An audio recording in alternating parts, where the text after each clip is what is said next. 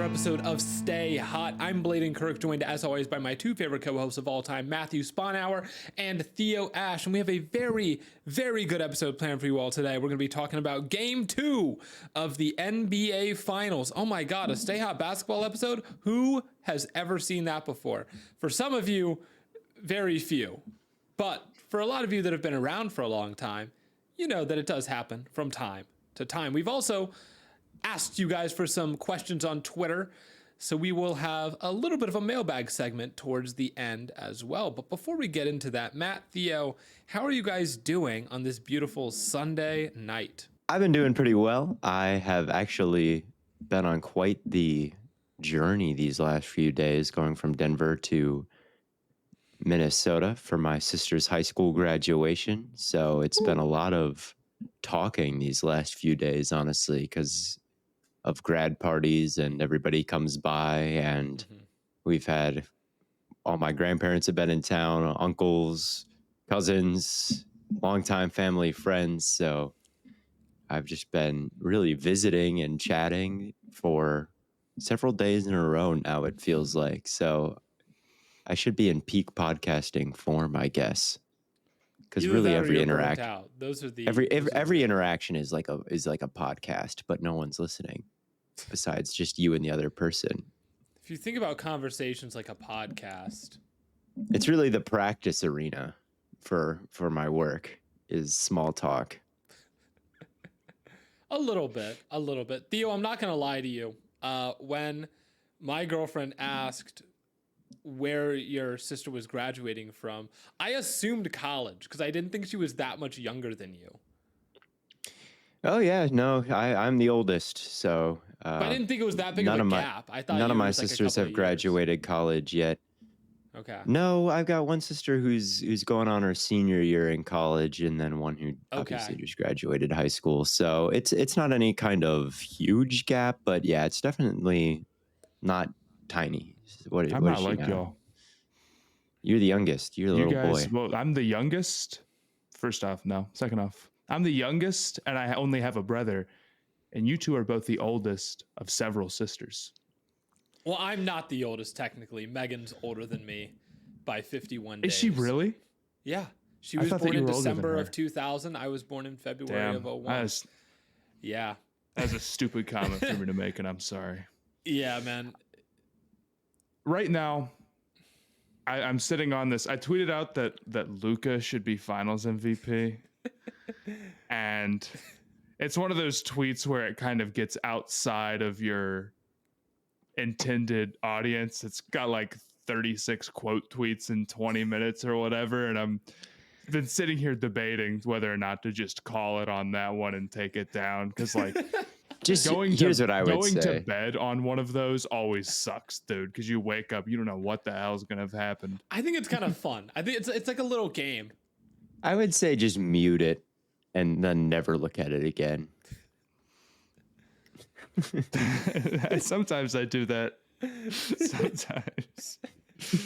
Yeah, they're killing me in the quote tweets. It's really not that crazy. Here's the problem with it is that I don't feel that strongly about it.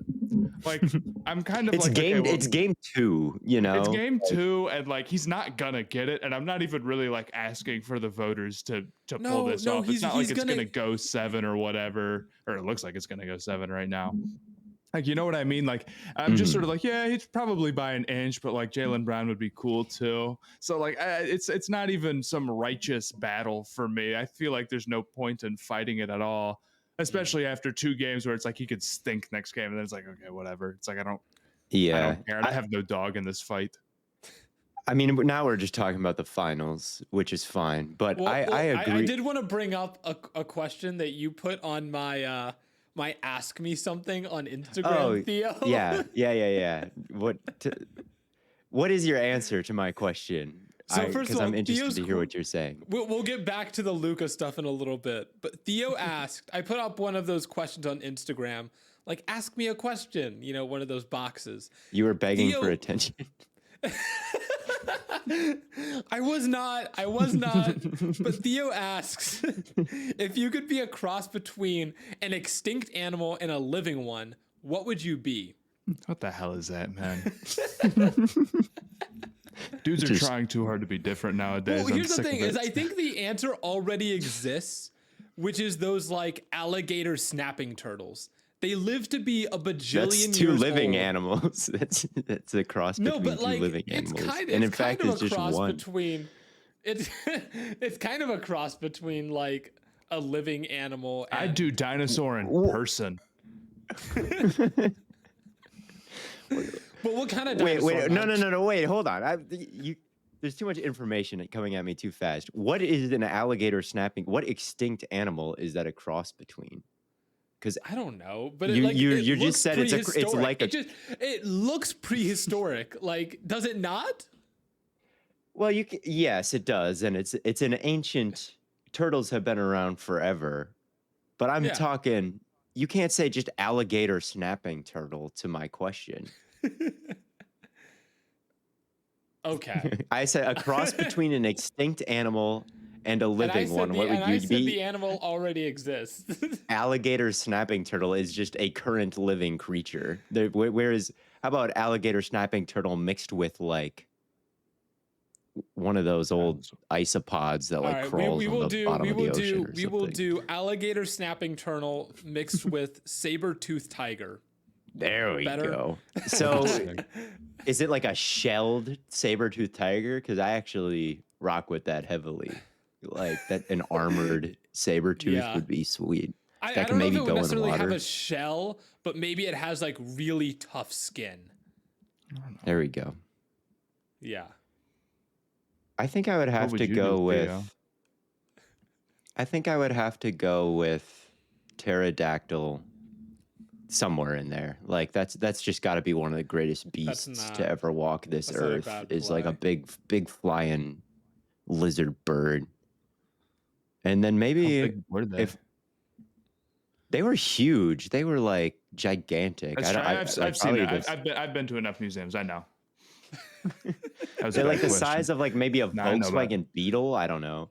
And then I would probably want something that kind of complements its skill set. Something maybe smaller and low to the ground.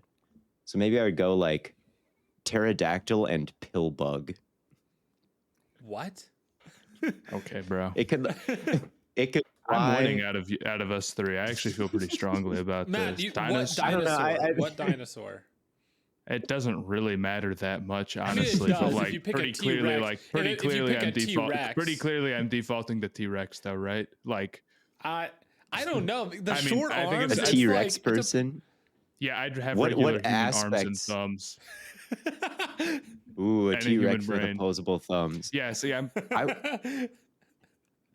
I would have like a giant flying pillbug that could like you'd be roll stupid like a around bug and though. You'd also have a bug brain. It really wouldn't matter what you do. That's true. You have to pick a creature that's like smart and then a creature that's like really strong. So Matt might okay, have maybe actually won. Tyranno, maybe like pterodactyl and like spider monkey. Then that's better than pillbug. Pillbug, I guess, doesn't have any special powers. But if I had like something that could what the fly, fuck is a pillbug, Theo? a roly poly. Oh, okay. Yeah, I was thinking like maybe like you could. Now that I think about it, the what would you pillbug doesn't possibly really. do with that. Yeah. The pillbug doesn't really bring anything to the table here, does it? No. But maybe something flying with a prehensile tail could beat your T-Rex person, Matt. But maybe not. T-Rex could the T-Rex like have a gun? It was mixed with a person. Can the T-Rex people invent AK-47s? I'm saying that's pretty Well, cool. here's the thing: if I get to pick which parts are human and which parts are dinosaur, there's straight up no way I'm losing to anything, pretty much, unless you pick a better beast and mix it with a human, but you won't. So I choked I with feel, pillbug yeah. now that I'm looking back at it. and you can't switch. Now, if No. it's like I'm like a don't know- monstrosity. you can't switch. Kill me, Um, kill me. I don't. Yeah, man, I deleted that tweet though. I didn't Oh. have the part of Luca it in me. tweet? No, Matt. dude, no way. I hate going to bed on that type of stuff, man. Every once in a while, I'll have like a TikTok doing something like that, and I'll private it until the next morning. You can never, Ugh. you can never hate us for farming interaction. If a tweet gets too big, we'll delete it, man. We just delete it. I forget what I said. I was like trashing Klay Thompson once a couple of years ago, but it was like totally a joke. Like it was one of those videos where it was just like entirely unserious, and it got like 500,000 views, and all the comments like did not get it at all. And there's this balance with those videos where it's like you're saying something and you're like totally being sarcastic or you're kidding or whatever, of like some people not getting it is funny. And like that's always like, okay, that kind of adds to it. And then there's sometimes too many people who like don't get it, or it's like, man, did I sound too serious here or whatever? And then you start feeling stupid and dumb. So But here's the thing, like in a literal sense, was this pre-creator program? I think yes, it was. Okay. yeah, It was also like if you're 40 gonna delete a 600,000K video, like it better have been pre-created. That's what I'm saying, man. But as far as your Luka take goes, I mean, now it's off Twitter, it's deleted. But I don't necessarily think you're wrong. Like, he has been the most valuable player in the finals. It's just that because they're down 2-0, he just doesn't like fit the criteria of the award. Didn't he have a like, triple the Mavericks double are getting tonight? smoked. He did have a triple double. It's a little bit of a fake woke take. It's one of those. It's like, actually, Luka should was like, shut up, man. But like the thing is, you can't give those without people getting like real mad at you, which fair enough, because roles reversed. If it's some guy that I don't know, I get really mad at that dude. So it's perfectly fine. Luka is also it's not like a 2015 LeBron situation, although even 2015 LeBron didn't, I guess, shoot that well from the field overall, though that wasn't his fault. But Luka's defense has been like really bad. It has been. He gets blown by like all the time. It's been really bad. And then the sloppy turnovers made it so where you can't even give him the like, well, he's a perfect offensive player and he's just so gassed on the other end. And then the guys he's going up against, hypothetically, of course, he isn't actually in the running for this award. The guys he's going up against have all been like elite on defense. Jaylen Brown has just been phenomenal. He's so strong. Those guys have such ridiculous core strength when they're able to like hold up, just bracing yourself, but not like actually push into the guy. You know what I mean? They're pushing into you and you're just not going anywhere. Yeah. Drew Holiday as well, who's been really good. My pick I probably would, if I had to guess who it would be, I think it's going to end up being Brown right now. I think his offensive game will be probably like leans towards maybe being a little bit more consistent than Holiday's does historically, but Holiday is right there with a really good performance, and he was moving the ball well and he was putting it on the floor, and he was monster on the boards tonight. Brown, on the other hand, like I really like how Brown has been able to get into the paint when the Mavs have been trying so hard to take that away, and he can kind of break down what the Mavericks want to do and open things up. But you know, it's just one of those things where I didn't feel it enough to keep it up, to like actually defend it and like have that be part of your lasting legacy. I get it. I get it. I deleted a tweet. What if it were I deleted LeBron? it. I tweeted and deleted it tonight as well, because on the final, not the final play, but essentially the final play, the Derek White block, which was obviously, you know, super pivotal, and the game was pretty much over after that sequence. I said that PJ Washington needed more bounce and like got rejected by the front of the rim. And then all the comments immediately said, like, he got pushed in the back by Jaylen Brown. Like, it was a clear foul. And, like, so many of them happened all at once. I'm like, oh, I must have missed something on the replay. So I just deleted it real quick. I was like, oh, yeah, I must have missed that foul. And then I watched the replay back. And, like, Jaylen Brown has his hand on PJ Washington's back, no doubt. But I kind of think, like, looking back at it, like, I should have kept it up, because I do think that PJ Washington needs to finish that play on a guard. Like, it was a sick block. Like, maybe it was a little bit of contact in the back, but at the same time, I'm like, I don't know, man. He's not that high off the ground on a fast break. But it's the more you break down an individual play, like there's all these different factors. Like it was great timing from Derek White to come across the floor and time it up. And Brown did have his hand on his back, but how much was he pushing him? But I really do think like PJ Washington needs to like get up and finish that play. Like, come on, man. Yeah, I think that's fair. I mean, those always get me because you'll watch it in real time. And of course, there's always going to be like a line between incidental contact and an actual foul. And then if you hype somebody up, the other team's fans are going to come and be like, dude, what the hell are you talking about? That was clearly a foul.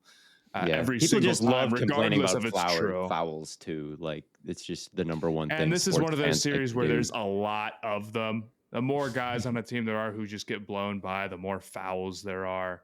And it can get really nasty. And then there just sort of gets a point where there's so many fouls in the game, it doesn't matter if they have it or not. People are just stop calling them. Just don't call them anymore, no matter what. And it's like, ugh.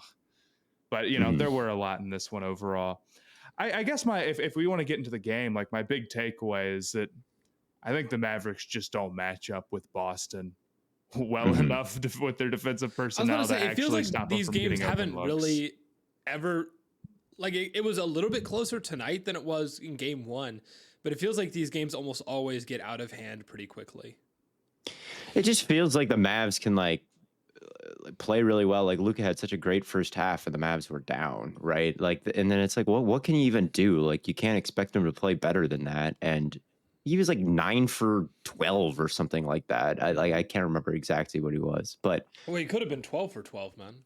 He could have, I guess. But yeah, exactly what Matt is saying. Like, if Luka's getting blown by all the time, and he is, and then the Celtics just put you in the contraption, right? They just put you in the death cycle and they kick out. And like there was that clip of Jason Kidd at the beginning of the game. They're like, he's like, don't let him go down the middle. Like, just keep him to the edges. And it's like, they can't do that. Like, that did not end up happening in this game. They went right down the pipe because they can just blow by all the perimeter defenders.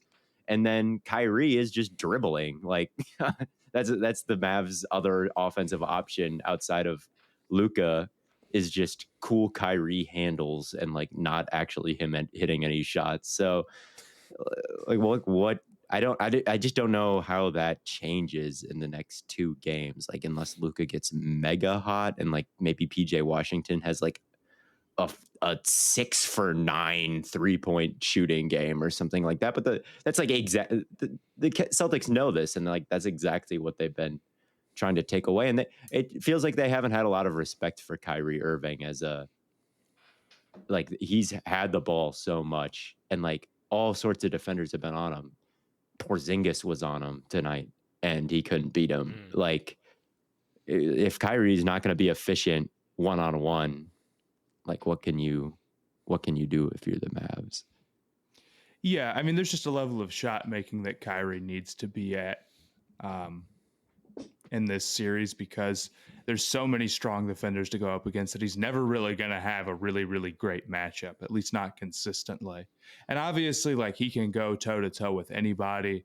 Some of the finishes that he has inside are obviously really great, and everything's in his arsenal, every counter possible. But they can make him go to those counters a lot, and they're still asking him to hit shots. And even for a guy like Kyrie, those tough finishes have been tough. He's not hitting them 100% of the time. Like, it just feels like he never can get super easy stuff. Yeah. And he can do difficult stuff just as much as anybody else. But a small guard, difficult stuff, no matter how good you are, is going to be inconsistent at times. And really, it has been for a decent number of these playoff games. I agree, though. It sucks because so much of their strategy is, we need Kyrie to put up like 30. We need him to have a big game. And when the ball is in Kyrie's hand, it's absolutely true. The offense feels really, really stagnant. So it just doesn't feel like the greatest number 2 option. But what other choices do you have? I mean, PJ has his moments, but it's tough to go with him with any consistency. And then outside of that, it's mainly going to be the Luka show, especially if, like Hardy's not going to get a bunch of shots or whatever. My big takeaway from this, though, is that you went into this series knowing that the Celtics, because they take a lot of threes, are going to be hot and cold, no matter how good they are. And you knew that if you wanted to make this a close competitive series, you needed a big night from Luka, a big night from Kyrie, and a big offensive performance on the nights where the Celtics are cold. You got that tonight from the Celtics. They didn't miss a bunch of threes because they were taking bad looks. They just missed a bunch of threes because they weren't hitting open shots. And it was like ugly at some points, with Yeah, the way definitely. off and really cold. And they got lucky with that first quarter three staying alive and whatnot. And you just didn't take advantage whatsoever. Even when the Mavericks were in it, it felt like they weren't actually really in it. It felt like we were just biding time until the Celtics hit enough threes to pull away. And that's pretty much what happened. And then even Luka himself wasn't like perfect down the stretch. And like I said, turned the ball over a lot and kind of got sloppy because he was getting gassed, which part of me doesn't blame him for, considering how much they need him to do. But part of me thinks that, it maybe happens a little bit quicker than it should. So I just look at the series overall and I say, I don't know if the Mavericks can fix the problems they have against this Celtics team. I'm watching for the Kristaps injury stuff. If he goes down and it's Horford all the time, that makes me very, very nervous. But even then, it's a big deficit. It's a big, big deficit for Dallas to work back from now.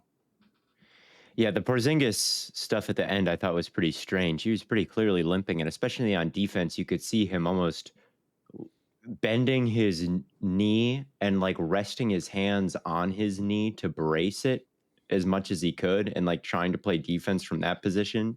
And like the Mavs had like basically 3 free possessions where Porzingis like couldn't move, and they got that big lively lob.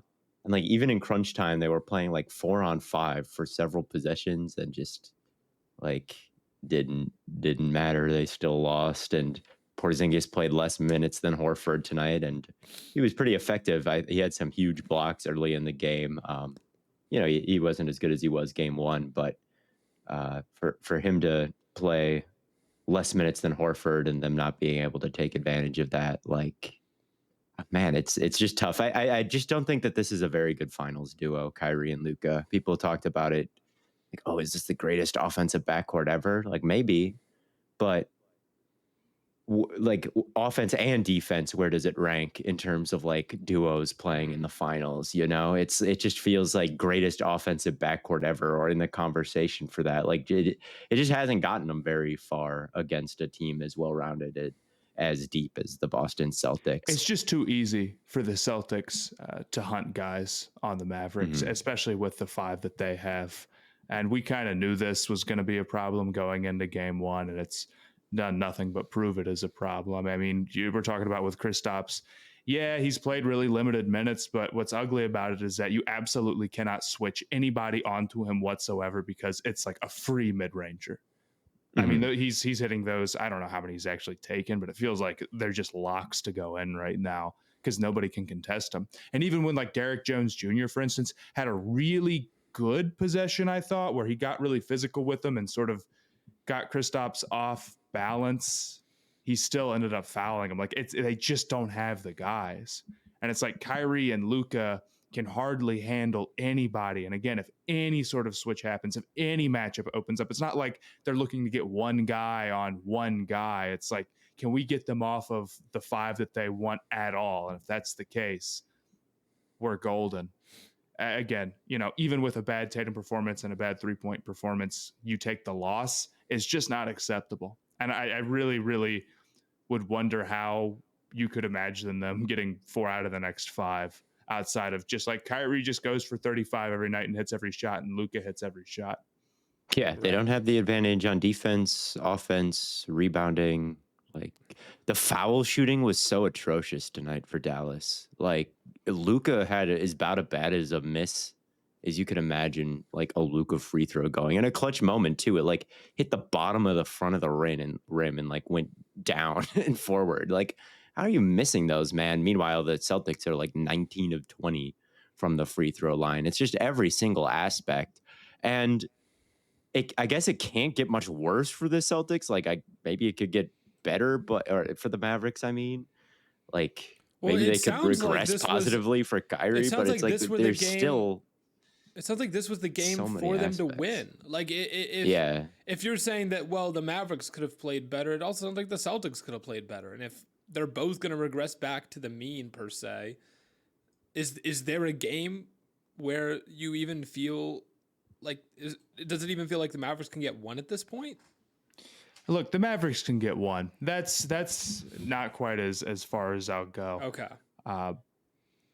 Because we can talk about like the Celtics regressing or progressing to the mean in this case. Yeah. But there's no guarantee that actually happens game to game. Part of the fear with the Mavs not winning this is that there's going to be some games, hypothetically, in a 7-game series you'd expect where the Celtics just shoot so good you can't win.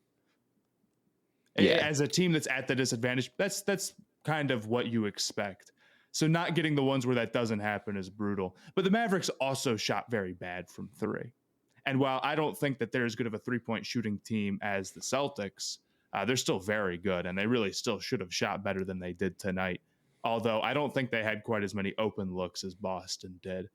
So I think they can. I mean, I think there's going to be a game where Kyrie hits, a bunch of shots. And I think that, Luka can play like he did in the first half and you hit more threes. And I thought overall defensively, at least they don't give up the easy stuff inside. At least they can make things difficult in that sense. And that's how you force a night where, I mean, only 105 points for Boston feels like a win overall. So I don't even disagree with the Mavericks strategy. It's just that it's probably not going to end up winning them the series. And I just don't know if there's a counter here for them. No. What did you think about Tatum? I thought that all of the talk about Tatum's playmaking was completely fair. He did a good job moving the ball. And I got this sense that, I mean, the way that I looked at it is the Mavericks are doing everything, like you said, to take away the inside. The Celtics come out game one and they do a very good job of not falling for that, not forcing a lot of shots inside, being willing to live with the threes and not panicking when they're not falling, because that's going to happen sometimes. The Mavs know the Celtics are going to be able to create an advantage all of the time. They just want to live with the advantage that's, higher variance, I guess. Sure. Kid comes out after game one and he's like, yeah, Brown's the best player on the Celtics. And I think a lot of people, and I'm going to include myself here, kind of think he said that hoping that Tatum would like take that personally and would be like, I got to go prove that I'm the man. I'm going to go take some shots. And he'd go out there and like put up a bunch of stuff and maybe kind of try to force his way inside more often than he should and shoot really poorly and try to go take over mode and not be able to do it. But he did a very good job of continuing to move the ball, which is a good thing. And so it didn't really work, I feel like, for Kidd. However, he did not shoot particularly well, Tatum, and he did take 22 shots. A decent number of those were on these threes that he'll just pull up. And I feel like he didn't knock many, if at all, of those down. That's probably the difference between us thinking it's a good and a bad game. I mean, he was a rebound away from a triple-double. I don't want to say that he played terribly, because that's not true. And he also smoked a couple of layups that he probably should have made. Like, the shots were not falling for him, but any given night, I feel like those can go in a little bit more. And we've seen it for Tatum. It's kind of an inconsistent thing, right? But the problem is that Tatum is supposed to be in superstar conversations, and nobody should be getting a pass for bad shot making in a big game like this against a defense you should be beating if they're going to be in superstar talks. It wasn't a bad game in the sense of like, if we zoom out here and we ignore expectations, like he did impact winning. And this isn't even talking about what he does on the defensive end, which is a lot. The poke out from Kyrie at the end was so money. And just being, maybe the biggest chess piece that the Celtics have defensively. He deserves a lot of credit for that. But again, if you sit here and say that, he should be in top 5 conversations, then, be like 18 points on 22 shots. That's not so bad, though. If you really like that, these things don't line up to me. I'm not the biggest Tatum hater, so I don't want to get like too low on him or too mad at him. Like, I'm not sitting here like tweeting about how much Tatum stinks all the time. Although I did tweet out at one point, Luka, we need 60. And then someone replied and said, Tatum, we need 10. And that made me laugh. That made me laugh. That's I mean, good. it's just like it's true though. Like Tatum, we do need 10. Like it's true, kind of. I mean, I wish Celtics fans could maybe agree to be like, look, if we win the finals, we agree to not hype Tatum. If you guys agree not to slandered Tatum. Like, I wish there could just be like some sort of agreement that we won't put him in best player in the league conversations if he wins. I feel like a lot of Celtics fans couldn't even do that. If, like, let's say this all holds and they win in 5 or something like that, 6, and Tatum continues to play and Jaylen Brown maybe wins Finals MVP. I don't know. Like, are there going to be that many like Tatum? Are people just going to be fighting against this like make believe narrative that like Tatum is this top 5 player? That's what I think. It's like there's so many people who hate him, and they're like, "Oh, the superstar talks. We put him in these conversations, and he didn't even get the." It's like, are there people?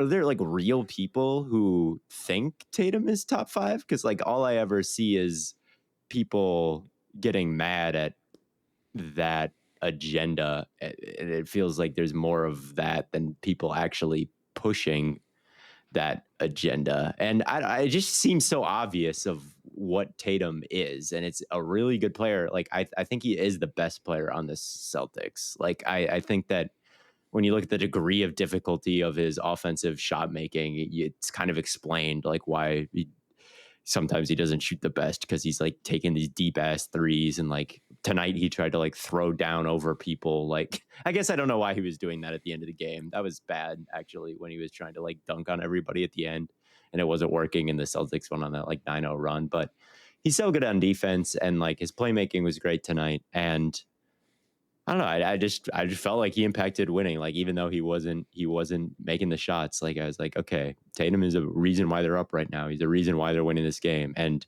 it's honestly good for the Celtics that he doesn't take the bait that kid set for him, or that Twitter sets for him, to like be the man and like go nuclear and drop 50 and be LeBron James. Like, he plays within the structure of the Celtics. Like, they have the greatest lineup, like the greatest starting lineup maybe of any finals team since the Spurs, like as a whole.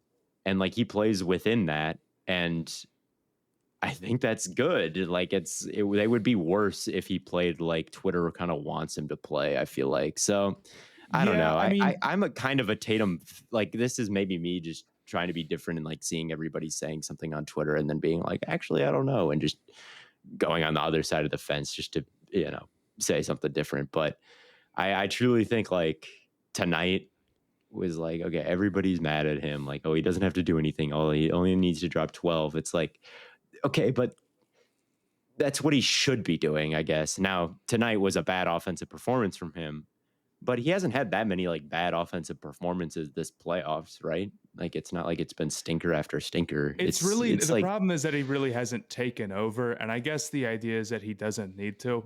I have mixed feelings about it. Still, 22 shots is a lot. Like, I guess he put up more shots than I thought he did, but it didn't feel like a lot of them were super, super bad or forced. Like, again, they were just putting up some threes that didn't fall, and there was a couple of layups that probably he should have made it. Should have been made that he didn't. Like, there, I don't want to give crazy excuses, but like he kind of, I mean, he was the number one option on this team, and he wasn't super efficient. Yeah, but I also think that like the Tatum stuff has gotten so crazy out there, just because maybe the occasional person will put him in like MVP talks. He's not quite there. Top 5 talks, I totally get. I mean, he's been first team All-NBA several times. Any player, regardless of whether they are or aren't, is going to get in those conversations the second that they're, actually getting awarded like they are. But I just think we've gotten to the point where what bothers me is everything he says in a press conference is somehow the wrong thing to say. And they'll just nitpick everything to the end of the earth. And it's like, I don't know, man. I feel like we're kind of just trying to have a problem with him more than we actually do. And I kind of feel like when we like a player, we do the opposite. And we say everything that they say in a press conference is amazing and perfect. And we always spin it the best possible way. You can be annoyed at Boston fans, but I don't think that Tatum is nearly like the guy that Twitter seems to think that he is. And that kind of makes me feel bad for him. Because even if you were, on an awesome team and going to win the finals and have a lot of money and, a lot going for you, I feel like that would bother you. And then there's nothing you can go out and say, like, you can't defend yourself at all. Because if you were like, I've seen that Twitter is saying this about me, you can't say nothing, right? Like it's just They you would can't, say that you're chronically online if you have and a that you aren't serious. Yeah. right. And if you have, like you can't delete that quote and people can take whatever out of context. I can delete a tweet if people are being, mean to me. If someone's being mean to Tatum because they just like took what he said out of context, he can't do much about You it. just gotta So go nuclear, man. You just gotta go beast mode, put up 50.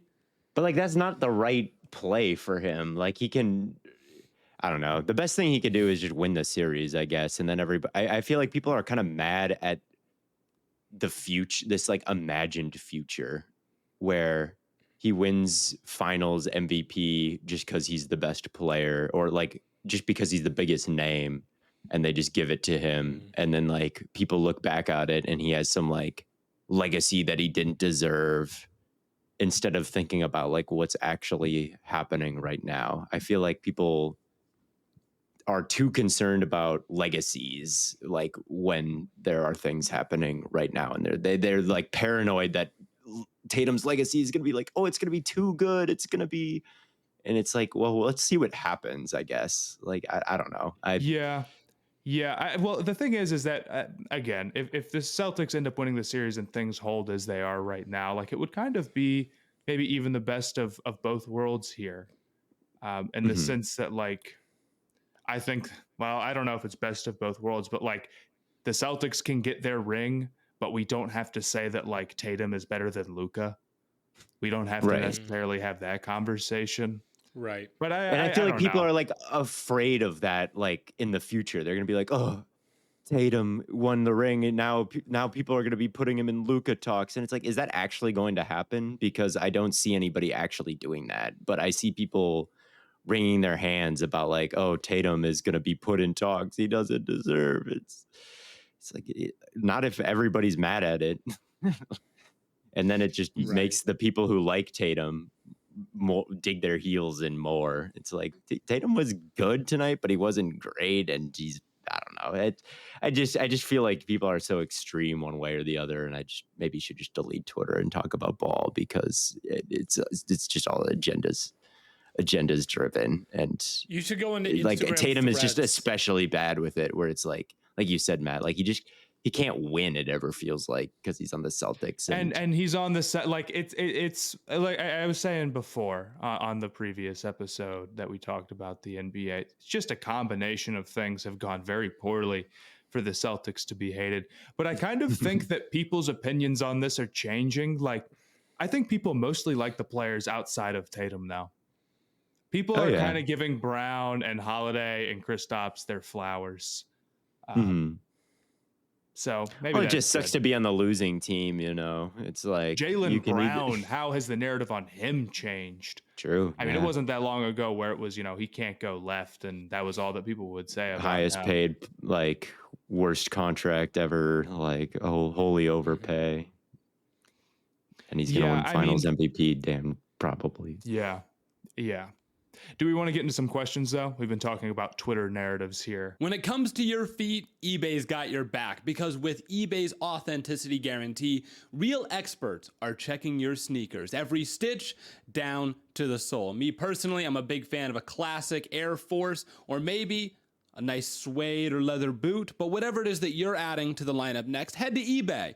From the drop to your doorstep, eBay does not play with your sneaker game. Just look for that blue check mark. So ensure your next purchase is the real deal. Visit ebay.com for terms. Yeah, so getting into these mailbag questions, we have a pretty good mix of ball questions as well as just general funny questions from our Twitter. Thank you all to who participated. We know it's kind of short notice, but we always appreciate fan interaction.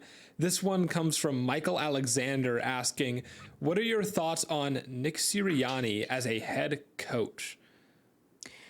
Honestly, I am worried about Sirianni. I agree. So am I. I just don't. I've never seen a performance like that Tampa Bay one in the playoffs. And like, do you come back from that as a head coach? Like, what elite coaches have fucked up that bad from a coaching standpoint? Like, the vibes around Philadelphia were just so bad, and that's all he does. He's like the vibe manager. Like He's a rah guy, and the rah wasn't there. And it's like, well, dude, if schematically you're not winning on either side of the ball for me, and the brain drain hurts me that bad, it's like, what exactly are we doing here, dude? That's what I know that's an oversimplified way to look at it, but from an outside perspective, that's my thought on it. I mean, I think that going from Desai to Matt Patricia was like a horrific error on That's his part. also true. And again, it's like how many decisions do you make, dude? Like you had Steichen, he left, you bring in Brian Johnson to call the plays. He's terrible at it. He never took them back from what I can remember. And now Kellen Moore is there and will be calling the plays, right? And someone else is in on defense, Vic Fangio, right?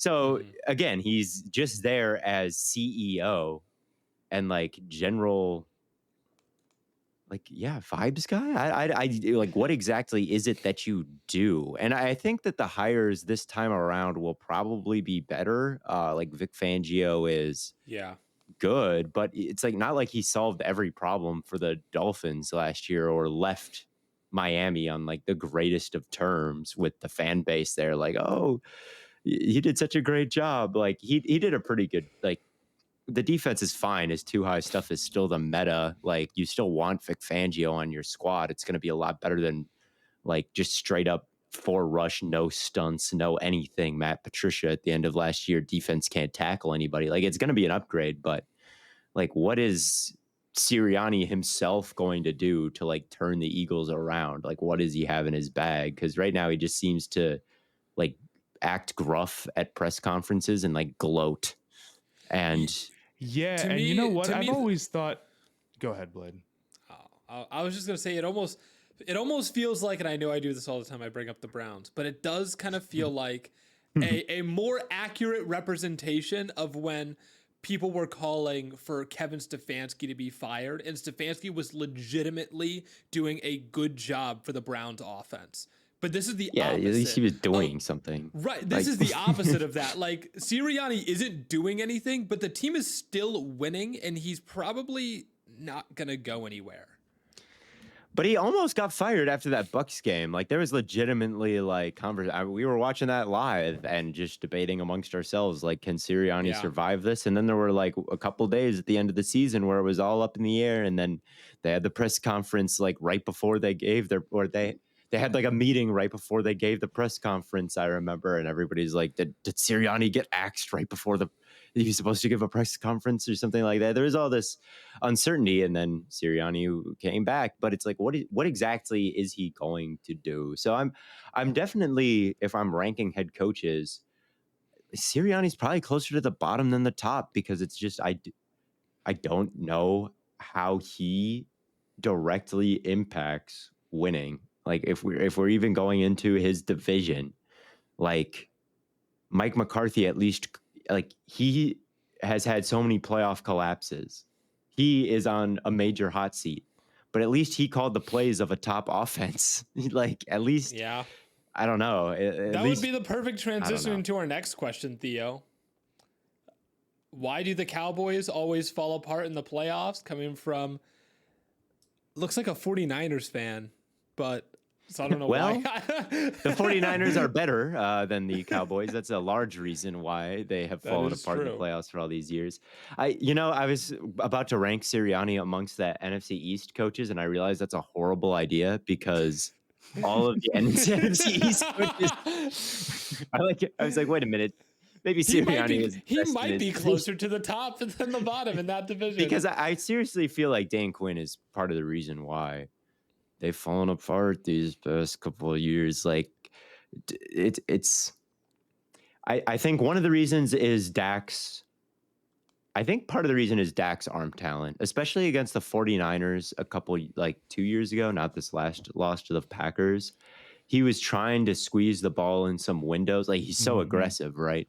But he just doesn't have that A++ arm. And I feel like guys were kind of able to jump on him sometimes because he doesn't have the velocity that some of the top quarterbacks do. Like I think that Dak has the aggressiveness and really the pocket presence and the brain of like a Justin Herbert.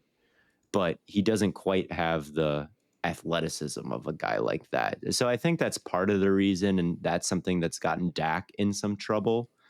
And then on defense, the linebacker play has been really, Right. It's one really of bad. those defenses where statistically it will be very good.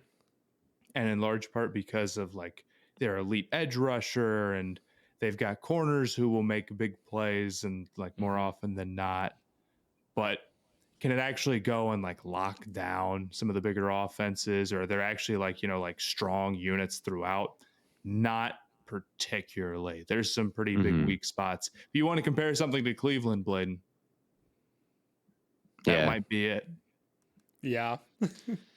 I think so. I mean, I feel like it was like I've talked about this take a million times and victory lapped it, but early in the season they looked like this. They were on this historic pace, right? They killed the Giants week 1, and then they like killed the Jets. But it's like that's Daniel Jones and Zach Wilson, like a really good edge rusher and like a corner who's jumping everything can really derail those teams in ways that are game changing. Like Deron Bland, they're the best EPA team or defense like in modern history in the last couple of years, because when they're good, they're great. Like they create the biggest big plays that a defense possibly can because they're just so fast, so aggressive. But like against a team that's more well-rounded, that doesn't end up getting behind and they can pin their ears back as a pass rush unit, like Mozzie Smith was a huge bust. They have a linebacker wearing number 14 who's basically a safety.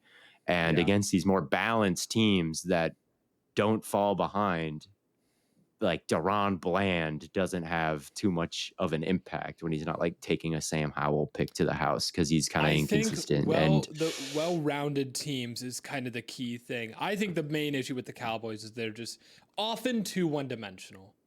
Like they have one trick in both phases on both sides of the ball, right? They have one trick that they're really good at. They're really good at getting to the quarterback and forcing like poorly decided throws into coverage, and they have great ball hawking DBs. So they live and die off these big plays on defense, and they kind of do the same thing on offense, right? They went in on a running back that can't run between the tackles. And now then they had like no functional run game this year. And like we can criticize, well, if Dak could throw like a tighter football into those, into those tight windows, like, yeah, you'd be better. But you'd also be better if you could just like trust to pound the rock a little bit. And to have neither of those things is just brutal. I also feel very strongly that we're going to run a bunch of these like really light, like safety linebacker hybrid guys is not by choice. I think that's just what they have to do. I think that's just who's on the team. And if it is by choice, it's not a good thing. No. Yeah. I think the Browns linebackers are better than the Cowboys. JOK is way better than any linebacker. JOK is way better than any linebacker the Cowboys have. It's not close. We're very close to an Austin Hooper, Mo Alley Cox situation here, buddy. I won't lie. No. Do not disrespect Jeremiah Owusu-Koramoah like that. Do not. Yeah, I think I'm excited though going forward, and part of it is luck is the other thing. Like they haven't had an easy playoff path by any means. Like interceptions, like who knows when Dak will have a run that he doesn't throw them. I think it's possible that he goes into a playoff series and plays better. Like 2 years ago, he led the league in interceptions. It was a massive problem. And then the year after, he didn't throw any. And it's possible for that to be a playoff run as well, that he's very much capable of playing better than he did against the Packers. They went back to the well too many times on like a whip route to the field where they kind of ran an outbreaker and then tried to turn it back in. And Jair Alexander knew that they weren't going to run an out to the field that's just like too far for Dak to throw it, right? So he jumped on the inside and there it came. Like he took it to the house. Like, so it's very possible that Dak plays better in the future. And I'm also very excited to see Diggs and Bland on the field at the same time, which we haven't seen. Like Diggs they really did stop throwing Diggs's way. after that season a couple years ago where he almost set the interception record. Like he got burned definitely at that playoff game against the Tampa Bay Buccaneers that they had a couple years ago that they ended up winning, right? That was Brady's last game. But Diggs had a horrible game. Like, he didn't tackle anybody. Like, he's still known to jump on the double move sometimes.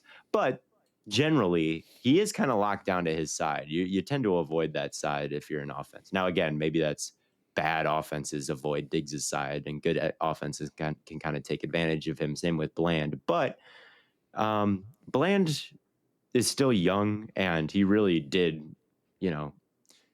take a lot of pick sixes like back the other way this year. So it is a little risky to throw at both of them. So I'm excited to see that. And their secondary will be great, see. And their pass rush will be great. Like, I have no doubt of that. But in terms of stopping the run and being able to run the ball, like... Yeah, well, they have the same problems as they always have, I guess, in the linebacker room. And, well, Mozzie Smith just a total bust because he had the type of rookie year that it's kind of tough to come back from. So Right. Next question is about quarterbacks. With all the great QB play in the league, who will come out of the next 10 years with a ring, with the assumption that Mahomes wins roughly 30% of them? Which might not be the most unfair assumption in the world. He's definitely going to get some more. Here's the thing. Like, we could sit here and name, like, this guy might win one. And I'll be like, yeah, maybe. Right.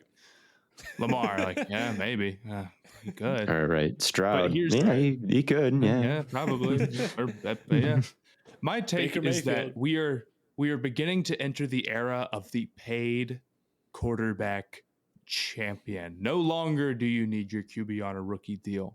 And that has not been the case for now going on the last 4 seasons.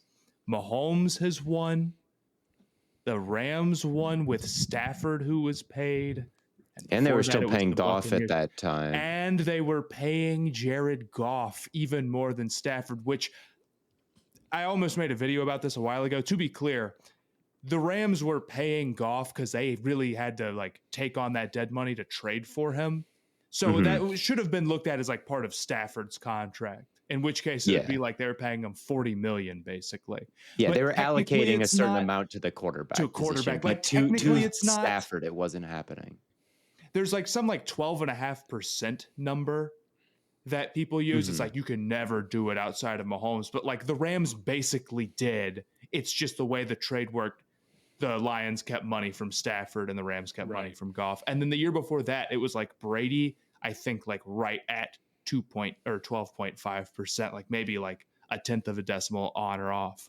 Regardless, I think the reason for this is that we've seen basically every major quarterback get a major deal, like a big time deal. Like, dude, Daniel Jones is getting paid $40 million right now. I mean, if you want to keep your guy at all, I mean, even Baker Mayfield, is he over 12%? He's got to be pretty close to it. Yes, he's got to be. Yeah. He's got to be over 12%. So, I mean, basically, not to hate on Baker, but like, who are you going to pay cheaper than that outside of like a rookie always, or just running like a straight up like Jacoby Brissett type guy and having one of those runs, which happen occasionally? Basically nobody. And the way that teams are countering this is just by the restructuring. You know, if I told you right now, like, your options were, you know, pay your star quarterback, Joe Burrow, whoever, a bunch of money, or let him walk, you'd be like, I'll pay him and I'll make up for it by restructuring, and I'll kick the can down the road and figure it out later. Because letting Burrow walk and then trying to figure out the quarterback situation now is straight up impossible. Figuring out the salary later, especially when it jumps big time, like it jumped $30 million this year, that's the easier problem to solve. You don't got to go totally Saints with it to make up for that. But I think it just makes it a lot easier to work around, you know, these salary problems and to extend your window as long as you'd like. It can't do it forever, but if you're like, my team is going to be super talented for the next 2 to 3 years, but I have to pay my quarterback now, I'm restructuring and I'll deal with all of that money I'm going to owe later, and basically take some of those future assets and move them into or take some of my current money and like spend them or buy them with future assets. So I think it's going to become more possible to get away with the paid QB. That being said, it could be, you know, Love or Stroud or whoever this year. But I think it's going to be more paid guys, more established guys. Yeah, and I think that the quarterback landscape is getting stronger as we kind of enter this new era. It just, Yeah. there's Mahomes, obviously, who's got this, is building this GOAT case. And then there's Allen, who's like really not that far behind him. And then there's Burrow, and then there's Herbert. And then, this recent rookie class was really good. There's probably about 10 guys. There's more than 10 guys. We just did our quarterback rankings episode not too long ago. And we're like, okay, there's about 13 players 14 quarterbacks that we consider to be like really, really strong and like top 10 contenders. And then now you've got Caleb entering that conversation, or expected to enter that conversation. Jaden Daniels, maybe not expected by us to join that conversation, but, ignoring our own personal takes on it. He's a second overall pick, right? He should be expected to join that conversation. May. And then same with May, who we like. So, and then it's like, oh, you got. So that's not even counting like the Cousins and the Genos and the Goffs of the world, which we didn't really include, or like Ritter's in that conversation, or whoever. Or Matt Corral, when he comes back to the NFL. I don't know. I will say this about your take about the paid quarterback thing, Matt. When I think a big reason why that's happening is just when we made the transition, more or less, from the Brady, Rodgers, Breeze, Manning era, there was a little bit of a gap where most of those guys had retired, and you were left with either with a lot of mediocre quarterbacks and then Mahomes. And that was kind of it. And now, like you said, all these other guys have started to really become superstars. So if you can't really win a Super Bowl with a rookie, because that would mean you found another Mahomes, and the odds of that are basically zero. Yeah, that's kind of where I'm at, where it would just be really hard to have a a lot of the times it's the best quarterback that wins a ring, and it's just really hard to have the best quarterback on a rookie deal. And a lot of that 13% stat, which that is also like you got. It's like Brady it's like underpaid Brady. You know what I mean? Like, yes, Brady taking a pay cut before teams are really heavy in restructuring. But now with restructuring, it's like a totally different league and a totally different landscape. It's like, okay, well, one of the best quarterbacks of all time with one of the best coaches of all time was dating like the most famous supermodel in the world. So how much he was making didn't really matter because she already has $1 billion and he already has $1 billion from it. It's like, okay, man. And he plays 100 years.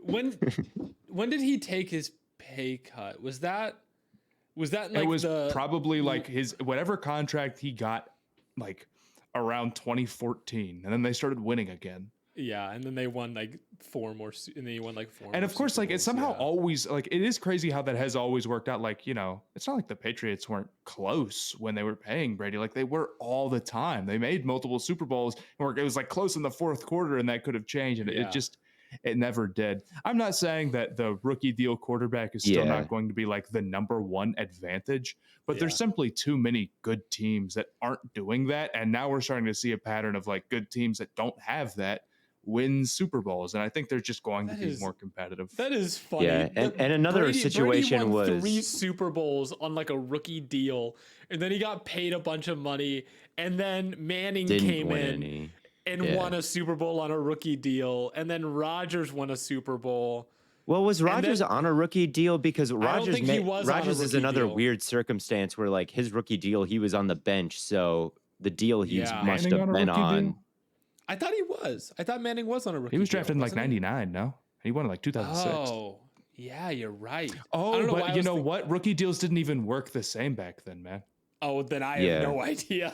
Rookie deals didn't even work like that, dude. You just like negotiated them. Like straight up. What? Yeah. It used to be that there wasn't a rookie scale.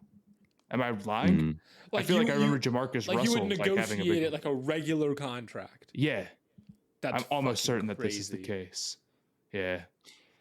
Yeah, I mean, definitely the recent history suggests that you're right, Matt, with Mahomes and then the Rams situation. There's just a lot of flukiness to it with Brady and like the Rams situation. and like Having your Mahomes best, being most as valuable good as player he being cheap is, is good. and like It's one is really like Nick good. Foles. Like there is Right. just there's kind of some weirdness to it where it's not a lot of like, oh, they drafted Justin Herbert and he won a deal his rookie or like the year after his rookie year. You know, that hasn't really been the case. Like that hasn't happened a since first or Brady. second. Like, what was the last first or second overall, like a top 5 pick to win a ring on his rookie deal? Like, when has that happened? Has that ever happened? Like, I'm sure that's happened. I'm sure I'm sure it's happened, Top but it's 5. like there's not a lot of recent examples of like. I don't know. Maybe Manning was. I could be wrong, but that would have had to be a very long rookie deal. I feel like it's more likely that the Eli. other Manning probably did that. Yeah, Eli did it. And probably Big Ben too. Roethlisberger was Big picked Ben. how high? Big Ben. I think he slid maybe out of the top 5, but he was still. I mean, Mahomes is also. Mahomes in 2019, I don't think he was on any kind of deal at that point. But he wasn't top 5 either. Yeah, he was 12th. Yeah, so. We got one more question. Yeah. We've got one more question. This one is so funny. It's just from Ben. At Ben25. Which one of you guys would be the best president of a country? I'm voting for Matt. Why is that? You know, mostly because you were the best quarterback when we played Madden. He's just a good leader, man. And that's like 80% of it, really. It's just quarterbacking the nation's superstar KO team. Yeah. It's basically the same thing. I don't trust Blaiden to do it because his brain is like 99% orange, and you would just be like, how does this relate to the Browns? If I were Sending president, all the Browns taxpayer dollars to Browns is nuts, man. I just think that me and Blaiden have said like too much dumb shit on this podcast, and like Matt would definitely keep us the most afloat. Like, I don't know. I just think as far as okay, how about like this? if we held a stay hot let's vote, each like give our Matt case would win it right now. Let's each give our case right now, and then we can let the people decide. But I don't. In the here's comments. the thing: like, I wouldn't want to be like. He's not even running on any country. I'm not. They say the best leaders are the ones who don't want to lead. Oh, well, that's. I don't know, dude. I think it would just like stress me. I think I'd freak out probably within a week or two. To be honest with you, I think I'd just lose. It is true. But I think it's between me and Matt. Honestly, Blaiden. I don't. Theo, give your. I now really want this. The fact that I'm being counted out this hard, it's getting to me personally. I'm gonna take this personal. You do run the podcast the best. Like the two of us kind of just come on here and yap, and like Blaiden is actually the one doing all the like behind the scenes work to make it. I want it to be known. I want it to be known. It is currently 12:19 a.m. Eastern Standard Time. We are about to wrap up recording this, and then I will edit it and get it out in time to release on RSS at 6 a.m. and then on. But this YouTube doesn't at translate 9 to the like you're better than us at certain things, but it's like in a political rally, like you just talk about Cleveland, man. I wouldn't just talk about Cleveland. I would probably bring my guitar and I would. You would play relate Freebird. Many things to Cleveland, though. This is much like the Browns. I just feel like your scope of like experiences are limited. Like you just like the things you like when you were 5. Like I just don't. I wouldn't vote for you, man. I would spend everyone's tax dollars on. I would demolish Is it the highways. president of the USA? What do you demolish highways? This is not good. What are you talking about? Hold on, hear me out. What? I would demolish highways? What do you mean demolish infrastructure? I would demolish highways, and I would install highways are very railroads, baby. Oh, and then. But demolishing the highway first thing. Look, railroads are a very popular political thing, and like there should be more railroads, but they don't have to come at like the expense of highways. You don't have to destroy the highway to put in a railroad. It's not going to be every highway, but it's like maybe which highway are you destroying? The useless ones that like no one drives on. Like what highway is that? It's the useless ones that could be made more useful. But you're just okay. So like, I will destroying the hire a team. highway. I will hire a team to decide which highways are useful. So how much money is this costing the American people? Because you could just spend money to build a railroad, but now you're spending time and resources to destroy the highway. Oh no! And then you're spending money and resources brother. to build the railroad. It's like you could just build the railroad. And this is exactly what I mean. Like, highway platform will.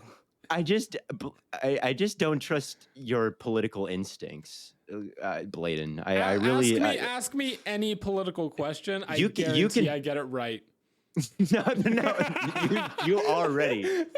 Your first platform idea was destroy the highways. My second platform idea. I'm very pro walkable city. Don't get me wrong. Destroying highways is like probably like the one way you don't move that forward, possibly. Yeah, like you do have a much better work ethic than me and Theo, though, Blaiden. It's true. You can grind in a way that like you're like on the total insane end of the spectrum that way. You'll be in like 2 bands and doing this and having a job. That's what I'm saying, man. I just relate to the American people in that way. I'm in a band. And I just don't think you are relatable though. Like I don't like these. But I don't drink caffeine, so like there's right. Like the average American person is not like this workaholic, you know. Like I feel like you're too wired. But here's the thing. We know for a fact that boomers are more likely to vote than Gen Z. So I'm gonna win over the boomer vote because the boomers are like convinced that like the Americans should be workaholic. Yeah, until you rub the I'm going to destroy the highway agenda. That's how you bring in Gen Z. Exactly. This is how we get a Gen Z president, man. You have to win the boomer vote. I think that at the end of the day, like your political opponents could maybe go through your the things that you said, and like some of them wouldn't make sense, Blaiden. Like I think you might mess up and say some political policy. Opponents would go through like my Twitter, and they'd be like, "Dog, what is your obsession with Matt Corral?"